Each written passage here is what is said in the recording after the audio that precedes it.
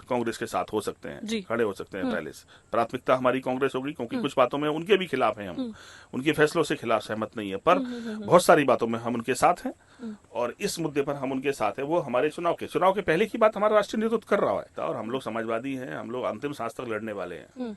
जब तक जिंदा रहेंगे लड़ने की कोशिश करेंगे। मैंने कभी कोई गलत काम नहीं किया, मैं गलत काम करूंगा नहीं पूरे, लेकिन मजबूत इरादे से मुकाबला करूंगा और मैं लड़ने जा रहा हूँ। अगर बंद रहूंगा तो भी लड़ूंगा और बाहर रहूंगा तो भी लड़ूंगा। बहुत सारे आरोप लगे, मैं करके उनको बदनाम नहीं करना चाहता। क्या किया, क्यों निकाला मैनेजमेंट ने उनको? उन्होंने एक एफआईआर लिखाई, पुलिस ने जांच की, इन्हीं सरकार की बात है। पुलिस ने एफआईआर लगाई उस केस में। उसके बाद मुझसे 10 बार आके मिले हैं वो। आपके मार्फत में कह रहा हूँ, जो रिपोर्ट लिखा रहे, जो कह रहे धमका रहे, वो 10 बार आके मुझसे मिले हैं। और फिर कौन सी गवाही चल रही? जब मेरा कोई केस ही नहीं चल रहा तो गवाही कौन सी बात हो रही है? तो कितना झूठ बोलेंगे, किस हद तक जाएंगे आप ये सोच रहे हैं कि फंसा देंगे हमें तो हम निवाड़ी चुनाव नहीं लड़ पाएंगे। हमने कहा वो हमें तो बंद करा सकते हैं, पर जनता बंद नहीं हो सकती।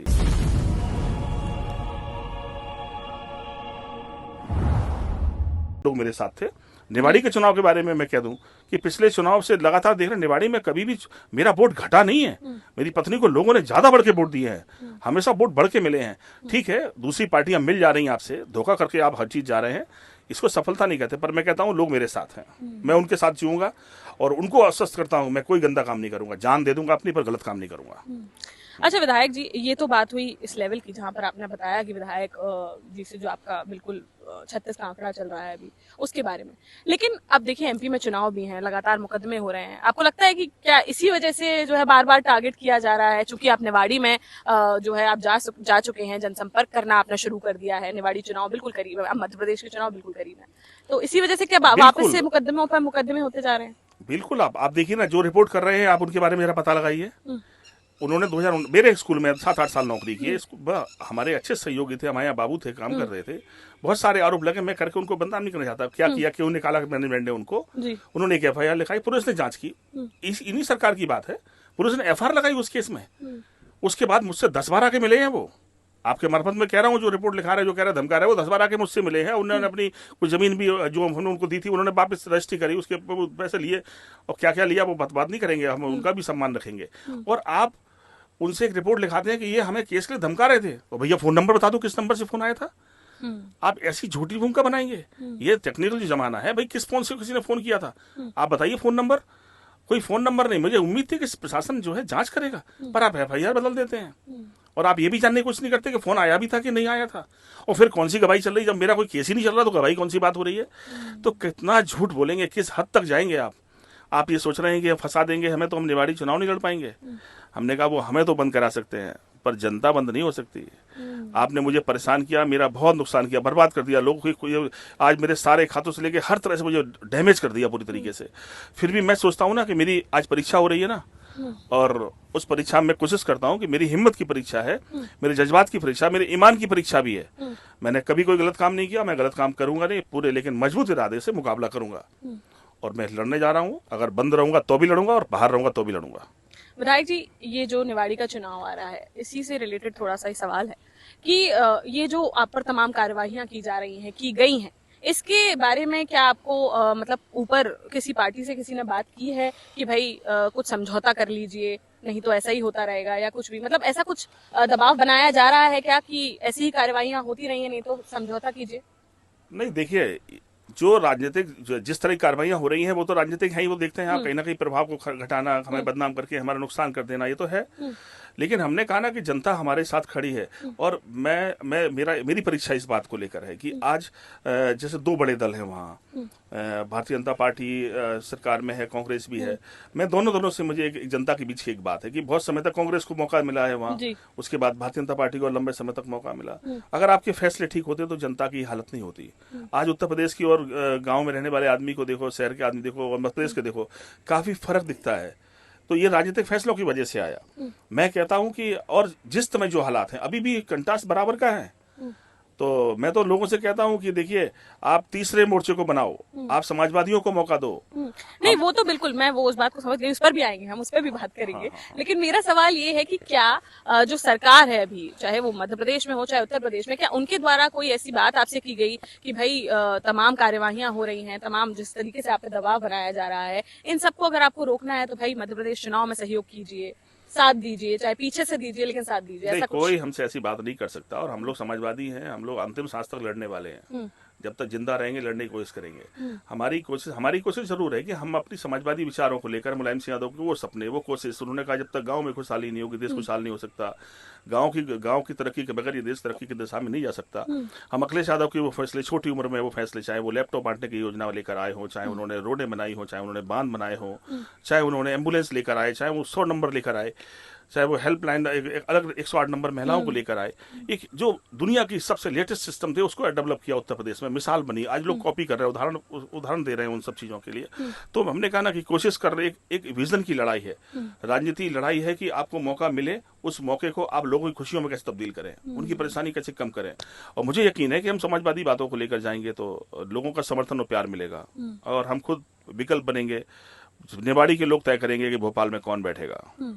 अच्छा, अभी ऐसी भी खबरें आ रही थी कि समाजवादी पार्टी और कांग्रेस का जो है गठबंधन हो सकता है, काफी सीटें जो है अखिलेश यादव समाजवादी पार्टी के लिए मांग सकते हैं कांग्रेस से। तो गठबंधन निश्चित तौर पे हमारी करीबियां कांग्रेस के साथ बेहतर हैं अपेक्षा बीजेपी से, और हम ये भी जानते हैं कि हम लोगों के पास अगर मौका आएगा तो हम कांग्रेस के साथ हो सकते हैं, खड़े हो सकते हैं। पहले से प्राथमिकता हमारी कांग्रेस होगी, क्योंकि कुछ बातों में उनके भी खिलाफ हैं हम, उनके फैसलों से खिलाफ सहमत नहीं है, पर बहुत सारी बातों में हम उनके साथ हैं, और इस मुद्दे पर हम उनके साथ हैं। वो हमारे चुनाव के पहले की बात हमारा राष्ट्रीय नेतृत्व कर रहा है, कांग्रेस के बड़े लोग भी कर रहे होंगे, क्योंकि वो सफलता पाना चाहते हैं, और अगर उनके मन में है कि इनके खिलाफ मजबूती से लड़ना है तो निश्चित तौर पर एक अच्छी बात होगी, और अगर अच्छी बात होगी तो हम लोग कोशिश करेंगे उस बात को और आगे बढ़ाएं, और एक अच्छा विकल्प और तैयार हो, और मजबूत विकल्प तैयार हो, जिससे सफलता आसानी से पाई जा सके, और बेहतर ढंग से समाजवादी विचार और कांग्रेस की अपनी नीतियां जो गरीबों के प्रति हितकारी हैं, गांव के विकास को लेकर है। हमारा पहला मानना है 70% बजट का पैसा गांव पे खर्च करेंगे।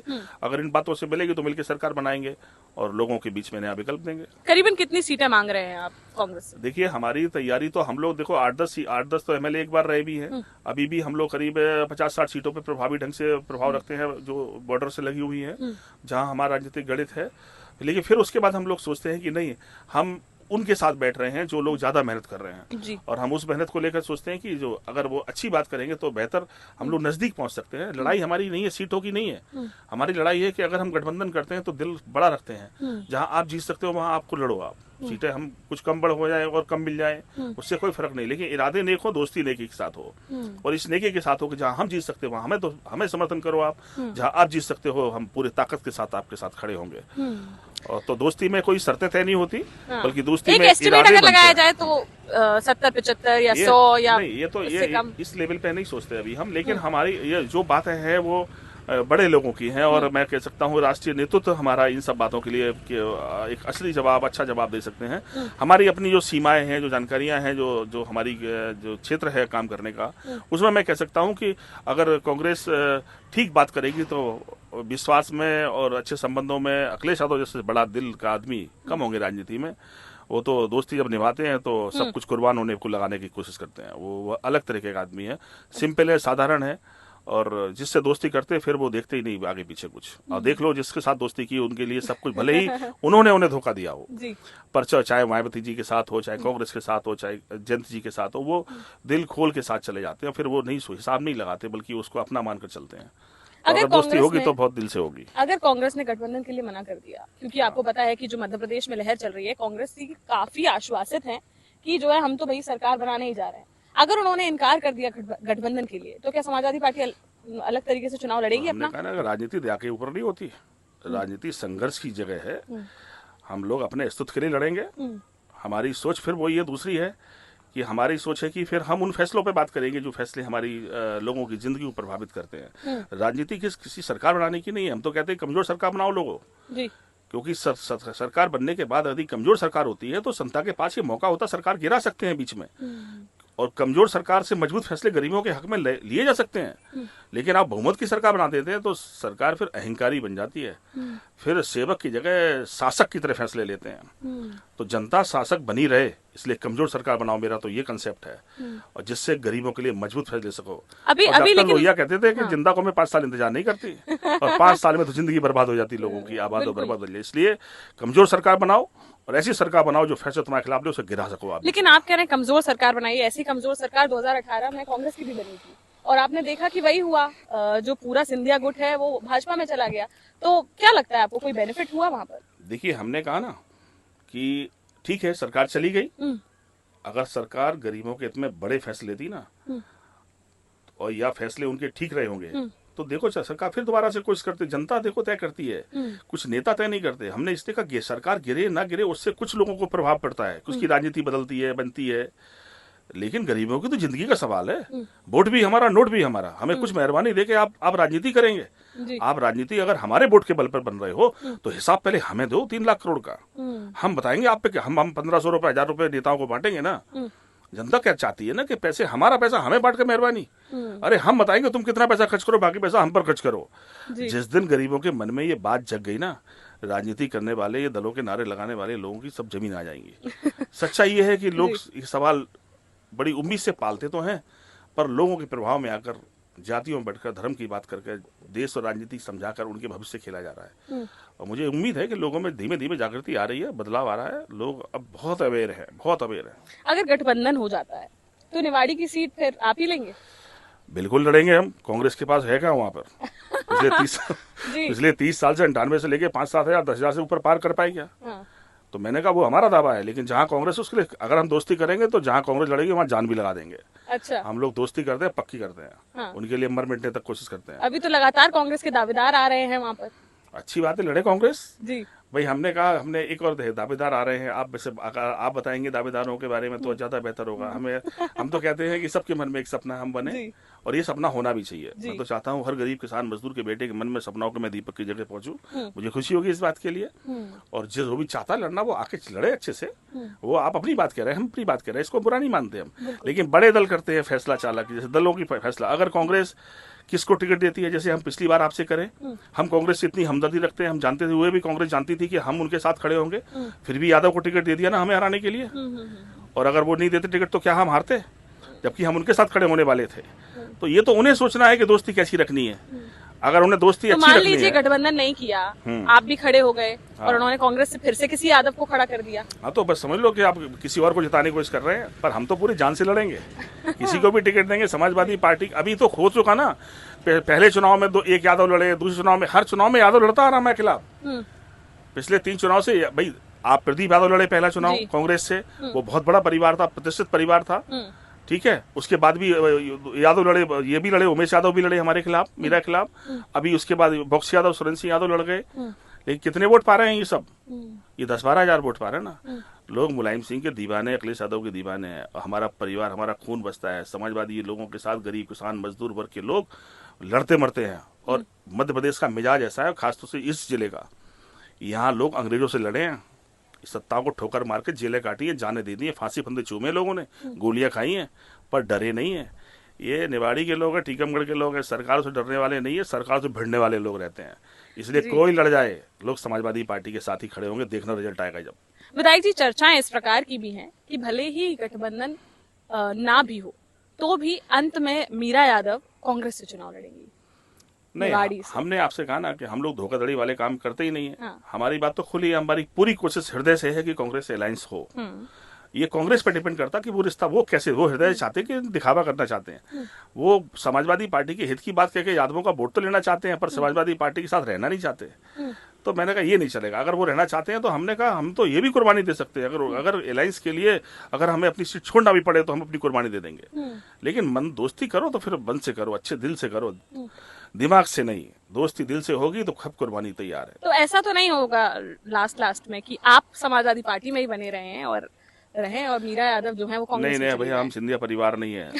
जब हम देखेंगे कोई सम्मान नहीं, कोई राजनीतिक फैसला लेना पड़े, राजनीति छोड़ देंगे हम, लेकिन ऐसा नहीं करेंगे। पहले तो हम चाहते हैं कि आज समाजवादी पार्टी को मेरी जरूरत है, मेरी जान उनके लिए कुर्बान है, और पार्टी छोड़नी होती तो फिर ये सब नुकसान, इतना बर्बादी क्यों करा ली होती। आज जमीन पर लाके खड़ा कर दिया, नुकसान इतना कर दिया, लगातार FIR हो रही है, जेल काट रहे हैं। तो ये लड़ाई भी आप समझती नहीं किस लिए हो रही है। अगर इरादे ही बदलने होते तो कार्रवाई तो एक दिन में खत्म हो जाएगी। बिल्कुल। अच्छा, गठबंधन नहीं होता है तो जो है समाजवादी पार्टी, आप जानते हैं कि, अच्छा आप खुद जैसे अभी बोले कि आपका मुख्य जो विपक्षी दल है, जिसको आप मुख्य अपना टारगेट मानते हैं, वो भाजपा है, और अगर आप चुनाव लड़ेंगे तो आपको नहीं लगता कि ज्यादातर सीटों पर आप कांग्रेस का ही नुकसान करेंगे? देखिए, नुकसान कौन किसका कैसे करता है, कैसे ये मान रहे हैं कि हम उनका नुकसान करेंगे। आज क्या है, आज देख लीजिए, अगर हम नहीं लड़ रहे होते तो क्या यहाँ पर कांग्रेस के पास 6-7-8 हजार वोट है? विपक्ष का जो वोट है वो तो कहीं ना कहीं कटेगा ही ना। नहीं, ये आपका अनुमान क्यों है? हम बीजेपी का वोट क्यों नहीं काटेंगे? आप कैसे ये अंदाज लगाते हैं कि हम कांग्रेस का वोट काटेंगे? हम तो बीजेपी का नुकसान करेंगे, क्योंकि हम जो बातें हम कर रहे हैं गरीबों, किसानों की, पिछड़ों की, दलितों की, इनकी ज्यादा अधिकारों की बात हम करते हैं, तो ये आज की तारीख में किसके साथ है? कांग्रेस साथ है कि बीजेपी साथ है? ये तो मैंने कहा, ये नुकसान फायदे का काम तो दुकान में होता है, व्यापार में होता है, राजनीति में नहीं। राजनीति में लक्ष्य है कि हम लोगों के लिए जिस इरादे के साथ जा रहे हैं, इरादा हमारा ठीक होना चाहिए, नेक होना चाहिए, हमारी कोशिश ठीक होनी चाहिए, हमारे विचार, हमारे काम, हमारे समाजवादियों के फैसले आज लोगों के बीच में है। मुलायम सिंह यादव को लोग आज जाने के बाद भी याद करते हैं ना, कि अगर वो नहीं आते तो क्या पिछड़े दलितों की ये अधिकार मिलते, क्या इतने सारे लोग राजनीति में आज होते? तो मैंने कहा कि बड़ी लड़ाई है ये हमारी हमारी कांग्रेस से कोई झगड़ा नहीं है। पर डॉक्टर लोहिया को नहीं, नेहरू जी ने कहा कि आप मेरे सामने मत लड़ो, आप बगल की सीट से लड़ लो, आपकी जरूरत है पार्लियामेंट को। पर डॉक्टर लोहिया ने क्या जवाब दिया था उस समय? उन्होंने कहा, नेहरू जी, मैं आपके खिलाफ नहीं लड़ रहा हूँ, आपकी सोच के खिलाफ लड़ रहा हूँ, आपके फैसलों के खिलाफ लड़ रहा हूँ। मेरा मकसद तुम्हें हराना नहीं है, कांग्रेस की नीतियों को हराना है। और वो लड़े और भले ही हार गए। तो कितने बड़े मकसद के लिए हमारे पुरखे लड़े हैं, और हम लोग उस इतने साल समाजवादी आंदोलन में काम किए हैं। मेरी अंतिम कोशिश तो यही होगी कि हम लोग लड़ेंगे, और इस इरादे के साथ लड़ेंगे कि हमारी कोशिश किसी को नुकसान पहुंचाने की नहीं है, बल्कि हमारी राजनीतिक कोशिश यह है कि हम उन गरीबों को न्याय दिला सके, गांव के लोगों को जिनके साथ वादे किए जा रहे हैं पर वादे निभाए नहीं जा रहे हैं, हमारी कोशिश उनके लिए है। मध्य प्रदेश की राजनीति में आपको क्या लग रहा है, इस बार किसकी सरकार बनने वाली है? देखिए, जो हवा है सही है कि कांग्रेस की हवा अच्छी है, लेकिन मैं आपसे आज कह रहा हूँ, राजनीतिक व्यक्ति के नाते मेरी कोई किसी से दुश्मनी नहीं है, लेकिन बीजेपी मैनेजमेंट से लड़ती है, और आज भी आपका मैनेजमेंट जीरो है। आपकी जो लड़ने की बात है हवा में चल तो रही है, पर जमीन पे वर्ग और उस पे कहीं कोई वर्ग कांग्रेस की बात कर रहे हैं। हाँ, कौन बात कर रहा हूँ? आप देखिए, लोग कह रहे हैं कि कांग्रेस जीत सकती है, पर मैनेजमेंट क्या है? आप कमलनाथ जी अच्छे मुख्यमंत्री रहे हैं, वो अच्छी सोच के व्यक्ति है, पॉलिटिकल कांग्रेस की जो लीडरशिप है वो ठीक हो सकती है, पर हम उसको बहुत बेहतर आज भी नहीं मान रहे हैं। अभी भी जो कोशिश है वो जिस तरह की होनी चाहिए, भाई अब चुनाव नहीं है, तो महाभारत युद्ध की तरह है। बिल्कुल। रणनीति तो आपको गांव के गरीब के झोपड़ी से लेकर बड़े महल वाले से बीच बनानी है, और अगर आपके पास रणनीति नहीं है तो सफलता इतनी आसानी से मिलती नहीं है।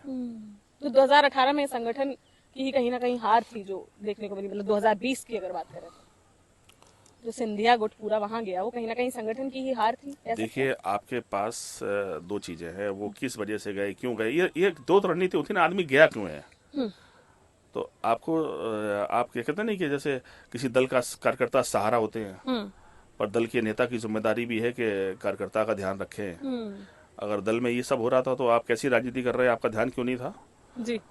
तो जब नुकसान तब होगा जब ध्यान हटेगा आपका। वो ध्यान नहीं हटता तो कोई नहीं हटा सकता था उनको। जी।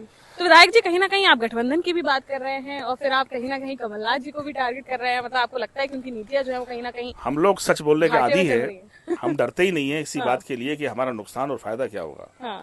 हमारा दिल और दिमाग जो देख रहा है, समझ रहा है, एक अच्छे इंसान को, या मैं सोचता हूँ वो व्यक्ति मुझे अच्छा लगता है जो खरी बात कहे। आपको खरी बात से बात कर रहा हूँ, तो मैं खरी भरी बात कर रहा हूँ, जो ठीक लगता है मैं अपनी मन से बोलता हूँ। मैं किसी प्रभाव में नहीं बोलता, मैं किसी सोच के बहुत बड़ी बात नहीं करता। मेरे मन में जो बात है, जो आपने सवाल किया, और खरी बात से अगर खरी बात नहीं कह पाए तो बेकार हो गई ना सब बात, फिर तो बेकार ही हो गई बात। जी, चलिए ठीक है, खरी बात के माध्यम से आप बुंदेलखंड की जनता को, निवाड़ी की जनता को क्या संदेश देना चाहते हैं? मैं तो निवाड़ी के लोगों से कहूंगा कि तो आजादी के बाद तुमने बहुत लोगों को चुना है। जी। देखो, ये जिंदगी के मौके कम आते हैं। इस समय लड़ाई बीजेपी कांग्रेस दो बड़े दलों के बीच में है, और ये लड़ाई वर्षों बाद कभी कभी आती है। इस लड़ाई में मौका पाने की कोशिश करो। तुम भीड़ का हिस्सा बनकर किसी को विधायक बनाना चाहते हो कि भोपाल में कौन बैठे ये तय करना चाहते हो, और अगर भोपाल के बैठने वाला तय करने का मौका तुम्हें मिल जाएगा तो 50 साल का हिसाब 5 साल में चुकता हो सकता है। इसलिए कोशिश ऐसी करना कि भोपाल में बैठने वाले को तय करो। पिछली बार नजदीक से हार गए हम लोग, अगर हम लोग जीते होते तो आसानी से सरकार या तो वो गिरती नहीं, और चलती तो निवाड़ी के लोगों का भी भला हो जाता। क्योंकि लड़ाई यही राजनीतिक क्षमता की है कि आप लोगों के लिए क्या ला सके। आप जिला बना देखो, उपलब्धि बताते हैं, क्या क्या फायदा लोगों को हो गया जिला बनने से। जिला बनाने के साथ जिले में सुविधाएं बढ़ जाती, स्कूल बढ़ जाते, विद्यालय बढ़ जाते, स्वास्थ्य सेवाएं बेहतर हो जाती। आज पूरे निवाड़ी के लोग झांसी खड़े हैं। अरे जिंदगी से सवाल उसे जोड़ो ना, एक राजनीतिक प्रभाव दिखाकर छोटी सी भाई कोर्ट कचहरी की चीजें हमें नजदीक मिल गई, ठीक है, हमारे सुविधा मिल गई, उसके लिए धन्यवाद उनको, फैसले को, मुख्यमंत्री जी को धन्यवाद जिन्होंने फैसला लिया। लेकिन ये बाई बाई बांटने की लड़ाई थोड़ी है, ये तो जिंदगी बदलने की लड़ाई है। जिंदगी एक एक पल कीमती है। 5 साल में अगर गांव में स्कूल नहीं बना, मास्टर नहीं पहुंचा, तो हजारों बच्चों की जिंदगी बर्बाद हो जाती है। आपका एक फैसला जो कहीं स्कूल को रोकता है तो जिंदगी बदल देता है लोगों की। तो मैं कह सकता हूं कि निवाड़ी के लोग बदलना चाहते हैं अपनी जिंदगी को। वो झांसी में देखते हैं तरक्की और वहां से निराशा मिलती है। अगर मौका समाजवादी पार्टी को मिलेगा और ये मौका मिलेगा कि सरकार तय करने का मिले, तो 50 साल का काम 5 साल में करेंगे। ये मेरा वादा है लोगों से। मुख्य रूप से अगर पूछा जाए तो निवाड़ी जिले में जो अभी वर्तमान विधायक अनिल जैन, उनका कैसा काम है, आपको क्या लगता है?